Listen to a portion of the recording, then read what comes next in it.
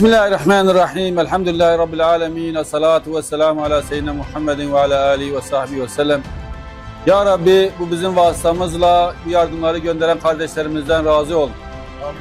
Onları, ailelerini, bütün sevdiklerini her türlü kaza, bela, hastalık ve bütün musibetlerden muhafaza eyle. Amin. Onları hem dünyada hem de ahirette aziz eyle. Amin. Evlerine, işlerine, ömürlerine huzur, bereket ver. Amin. Ölmüşlerine gani rahmet eyle. Onları cennete, Peygamber Efendimiz'e komşu eyle. Amin. Varsa hastalarına acil şifalar ihsan eyle. Amin. Ya Rabbi, Mescid-i Aksa'mızın, Gazze'mizin bir an önce muzaffer olmasını hepimize göster. Amin. Amin. Elhamdülillahi Rabbil alemin.